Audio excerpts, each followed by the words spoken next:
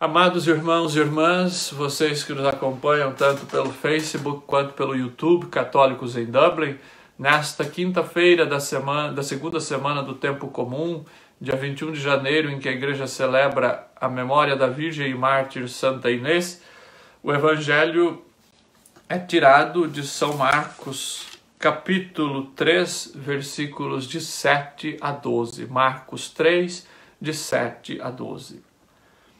Jesus retirou-se com seus discípulos a caminho do mar, e uma grande multidão vinda da Galiléia o seguiu, e da Judéia, de Jerusalém, da Idumeia, da Transjordânia, dos arredores de Tiro e de Sidônia. Uma grande multidão, ao saber de tudo o que fazia, foi até ele. E ele disse a seus discípulos que deixasse um pequeno barco à sua disposição para que o povo não o apertasse, pois havia curado muita gente, e todos os que sofriam de alguma enfermidade lançavam-se sobre ele para tocá-lo. E os espíritos impuros, assim que o viam, caíam a seus pés e gritavam: Tu és o Filho de Deus. E ele os conjurava severamente para que não o tornassem manifesto. Palavra da salvação, glória a vós, Senhor. Queridos irmãos e irmãs, nós vimos nos últimos dias, desde o começo desta semana, perícopes do Evangelho de São Marcos, este início do ministério de Jesus, este início da vida pública de Jesus, em que ele tem sérios atritos, sérias tensões, ou como a gente diz até no linguajar popular, Jesus teve várias tretas com os escribas, com os fariseus. Se nós pegarmos, por exemplo, no capítulo 2, nós vimos que Jesus ele fez refeição com os pecadores. E aí os fariseus e os escribas perguntavam: o quê? Ele come com os publicanos e os pecadores? E Jesus responde a eles: olha, quem precisa de médico não são os sãos, mas são justamente os pecadores, são os enfermos. Depois nós víamos aquele debate de Jesus sobre o jejum. Nós refletimos sobre isso na segunda-feira. Jesus ele vai ser questionado por que os seus discípulos não jejuam. Depois nós vimos que houve também muito questionamento a Jesus do porquê os discípulos arrancavam espigas em dia de sábado. E Jesus vai falar para os fariseus: olha, o sábado é feito para o homem, não o homem para o sábado, e o Filho do homem é o Senhor do sábado. E ontem nós vimos que Jesus cura aquele homem da mão atrofiada, e a partir desta cura, nós vimos que as autoridades de Israel tramavam uma forma de matar Jesus, de pegar Jesus.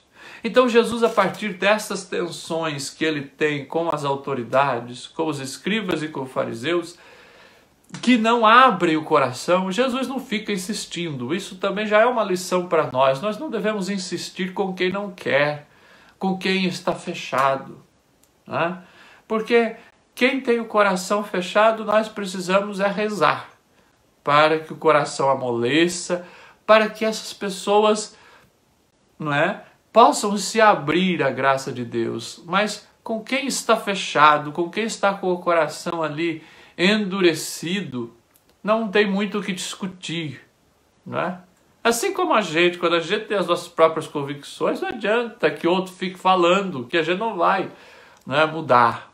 Então, é preciso que a gente reze, que a gente peça ao Senhor para que toque os corações, os nossos e os dos outros, para que nós estejamos abertos à verdade do Evangelho e que as pessoas também assim estejam.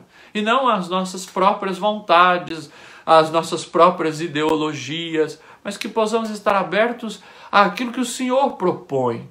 E o Senhor sempre propõe uma novidade. E a gente vê que por isso que que os fariseus e que os escribas não aceitavam aquela proposta de Jesus, não aceitavam as suas ações, porque eles estavam fechados no rigorismo da lei, eles estavam fechados na letra, nas tradições. Eles não abriam os seus corações a esta novidade que Jesus vem trazer, a esta boa notícia, ao Evangelho. Então, diante desses corações fechados para a novidade que ele traz, Jesus, então, ele parte para o mar, ele vai para outras terras, ele vai partir para outras regiões. Ele vai em busca de outros povos. E ele vai fazer a sua missão ali na região do Mar da Galileia. E ele pede um barco, não é? Então, veja, Jesus retirou-se com os seus discípulos a caminho do mar. E o mar é este lugar da missão.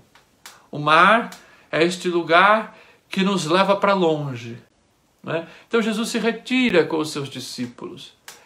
Mas as multidões vão atrás dele. Muita gente procura Jesus por conta daquilo tudo que ele tinha feito. E Jesus, ele se distancia, ele tenta escapar das multidões. Ele pede um barco para que as multidões não o comprimissem. Mas é interessante porque a gente percebe que o texto vai dizer que ele havia curado muita gente, e todos que sofriam de alguma enfermidade lançavam-se sobre ele para tocá-lo. Vejam, as multidões procuravam Jesus porque queriam uma cura, porque queriam um bem-estar, porque queriam uma matéria, ou seja, a saúde do corpo, que é algo justo, é algo nobre. Nós vimos aqui quantas intenções vocês apresentam pedindo a saúde física, pedindo a cura. Mas nós sabemos que a fé de vocês e o que faz vocês, por exemplo, acompanharem cada dia a nossa meditação, cada dia o nosso pão da palavra, o que faz vocês se envolverem na comunidade, na paróquia, não é esta busca simplesmente por curas. Não é buscar Jesus para buscar ali uma mercadoria, como se a igreja fosse um supermercado ou uma loja, que a gente vai, hoje eu preciso disso, então hoje eu quero isso, então eu vou aqui porque Jesus vai me dar isso. Não. E infelizmente o que Marcos nos mostra no evangelho de hoje é que aquelas multidões pressionavam Jesus, iam lá, se apinchavam sobre Jesus para buscar curas, para buscar milagres. E nós sabemos que nós não devemos buscar Jesus simplesmente pelo milagre, né? Buscar o milagre pelo milagre. Mas o que o evangelho de hoje quer nos mostrar é que nós precisamos buscar Jesus para entrar na sua vida, para permanecer com Ele, para dele aprender, para dele aprendermos a viver. Este é o grande sentido da fé cristã. O sentido primeiro do seguimento de Jesus, minha gente, não são milagres. Nós não buscamos, nós não seguimos Jesus para ir atrás de milagres. Nós vamos atrás de Jesus porque nós queremos moldar a nossa vida ao estilo de vida dele, para sermos pessoas melhores, para alcançarmos aí a vida que ele dá. Por graça, a sua misericórdia, a salvação que ele traz.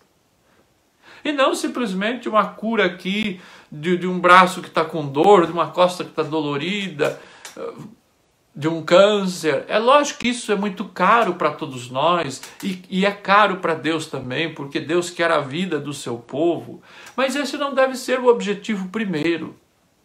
Se Deus me curar ou não me curar, eu continuo amando, eu continuo servindo, eu continuo servindo os irmãos. Peço a Deus que me cure para que eu possa servi-lo melhor, para que eu possa viver mais e servir mais aos irmãos. Esse deve ser o nosso propósito enquanto cristãos. Como aquela cura da sogra de Pedro, que é curada e passa a servi-los. Então, infelizmente, é muito comum nós vermos que os grupos religiosos que mais crescem são aqueles que prometem essas curas, esses milagres, essas coisas imediatas.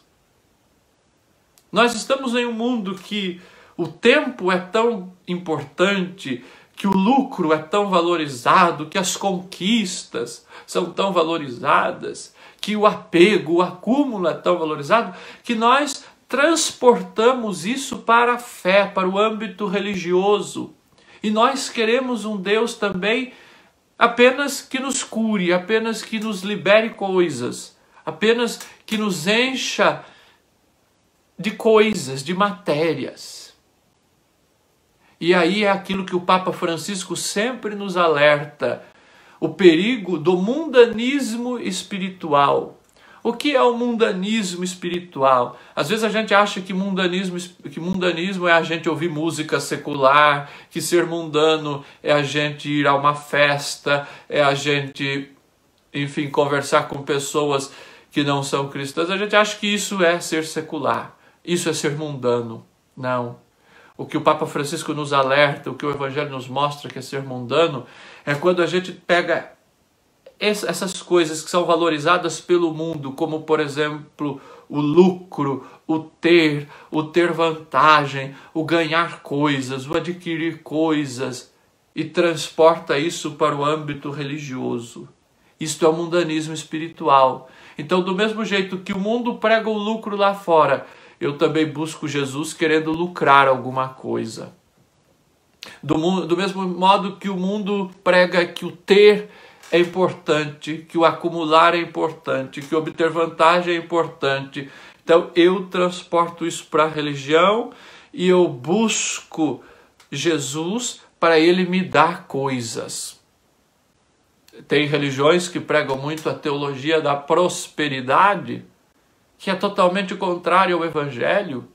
E é um perigo e é triste quando a gente vê isso dentro da Igreja Católica, quando a gente vê que grupos, que pessoas, que comunidades pregam e propagam este tipo de teologia, este tipo de espiritualidade, em que você vai, que você toca no Santíssimo e você se emociona, e muita gente só vai à igreja por conta disso.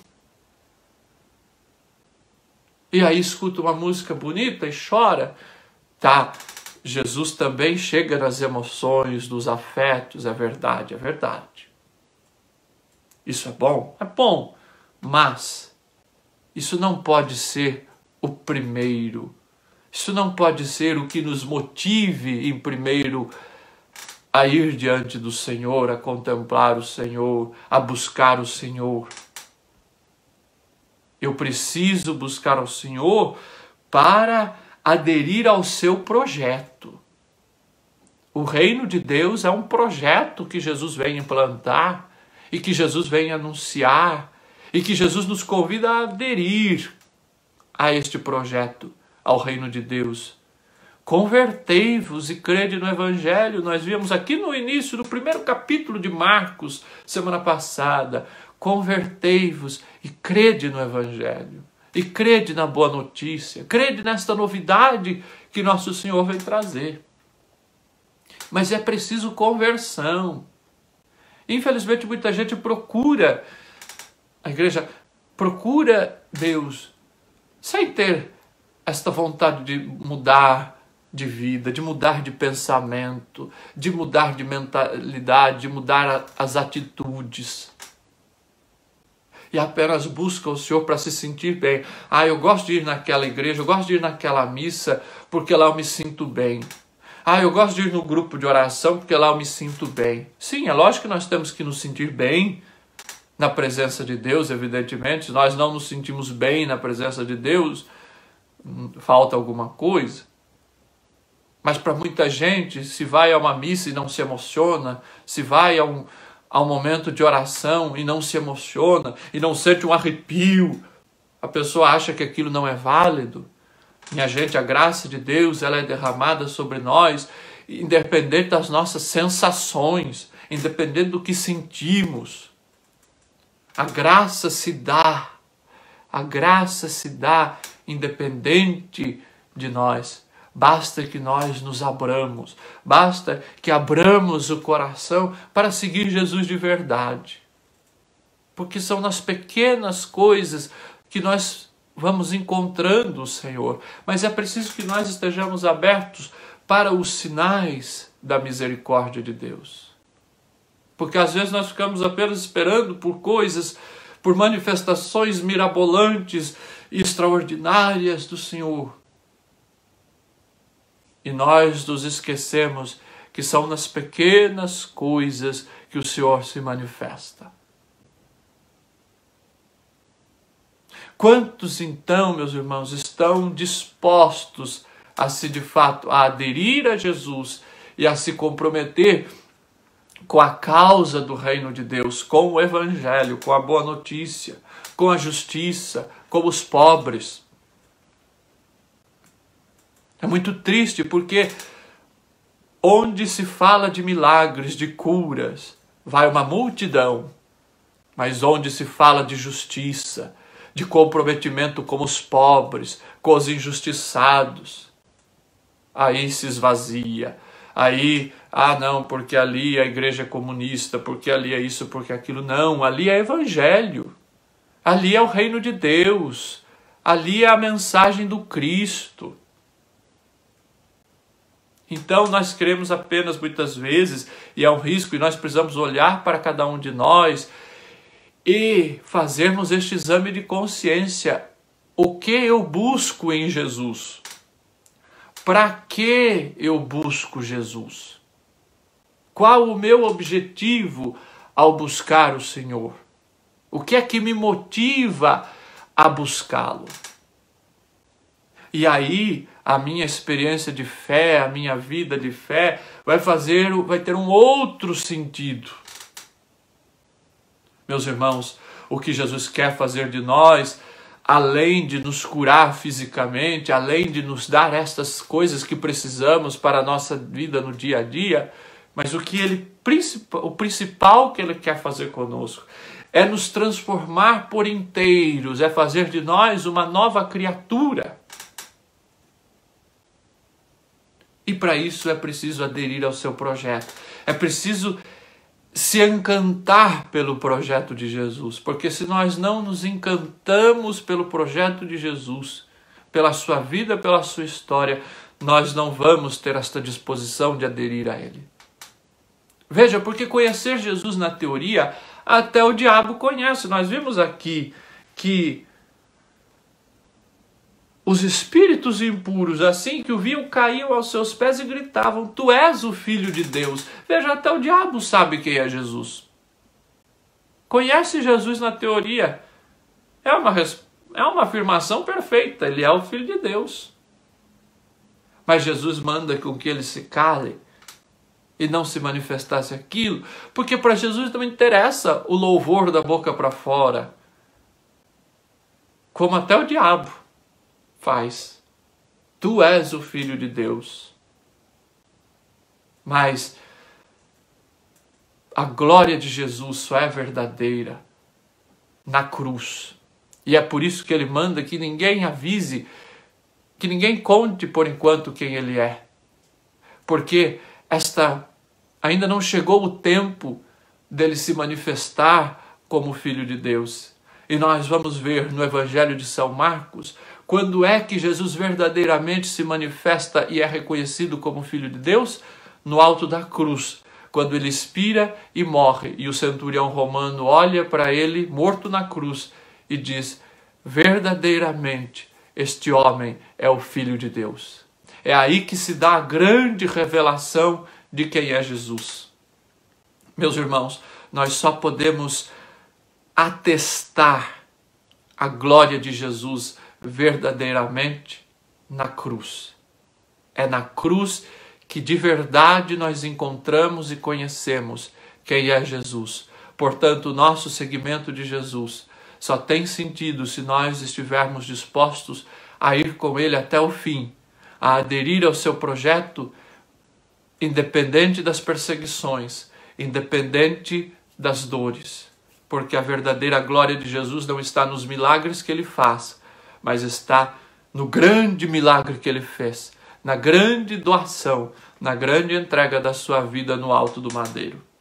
E como diz a primeira leitura de hoje da carta aos Hebreus, capítulo 7, lindíssima, Jesus é o sumo e eterno sacerdote, é aquele que salva o ser humano de modo definitivo. Então a salvação, meus irmãos, que Jesus nos dá, ela é muito maior do que simples curas, do que simples buscas por satisfações pessoais aqui e agora.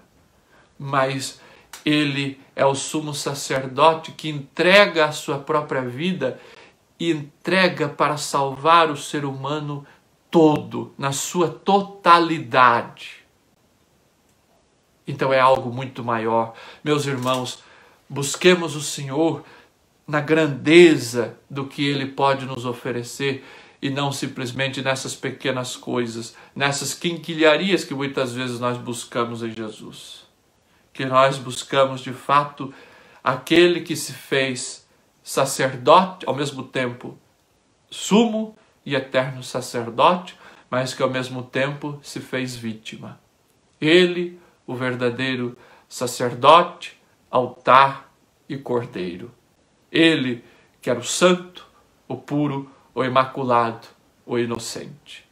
Que dele nós aprendamos também a ser mais santos, a ser mais puros de coração, a sermos mais sinceros naquilo que buscamos. Que Santa Inês, aquela que entregou a sua vida ao Senhor para viver a pureza de coração, possa nos inspirar a buscar este Jesus de coração puro, de coração aberto àquilo que nós podemos encontrar nele. Louvado seja nosso Senhor Jesus Cristo, para sempre seja louvado.